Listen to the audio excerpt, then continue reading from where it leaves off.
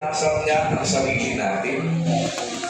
Kung tayo ba'y nasa pananampalataya, bakit po? Ano ang significance, kapatid na Rodel? At bakit mahalaga yon? Kagaya ng mga nakaraan nating mga pag-aaral na. Kasi liwanag na sinabi ni Pablo sa Hebreo. Kung walang pananampalataya, ano matutong kapatid na Rodel?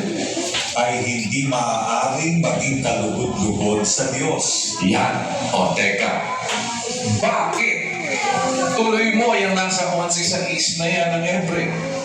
Sapagkat ang lumalapit sa Diyos ay dapat sumampalatayang may Diyos. Teka muna.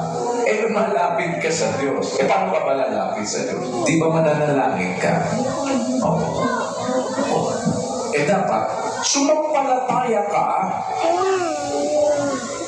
Paglalapit ka, kapatid na Rodel, sumampalataya ka. Kung walang pananampalataya, hindi maaaring maging kalugod-lugod sa Kanya. Kung halimbawa ngayon, nananalangin ka, wala ka namang pananampalataya. Saan ka naman nakakita doon? Ay lumalapit sa Diyos. Pag mananalangin ka sa Diyos, dapat sumampalataya kang may Diyos. Amen. At siya ang tagapagbigay ganti sa mga sa Kanya nagsisihanap. Siya ang tutugon doon sa dalangin mo kapatid na Rodel.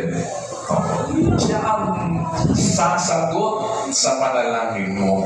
Kung paano niya man sasagutin yung panalangin mo, dapat sampalatayanan mo na siya ang Diyos na makapangyarihan, makapagbibigay sa'yo noong ganting dapat ibigay sa'yo. Kaya sinabi ni Pedro na ipinagkatiwala ang wika ng ating Panginoong Jesucristo. Ano yung ibinigay niyang halimbawa? Pinagkatiwala niya yung sarili niya. Nung siya'y alipustain, sabi doon sa 2:23 ng unang Pedro, Brad Rodel, hindi siya kumanti ng pag-alipusta.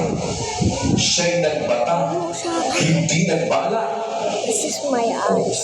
Dito sa pagtitiis niya, wala namang pagbabala yun, kapatid na Rodel. Oo. Minsan pagka hindi mo natutunan yun nagtitiis ka. Sige na, tignan natin. Sa dulo, abangan ka na sa Marilao, parang gano'n, diba?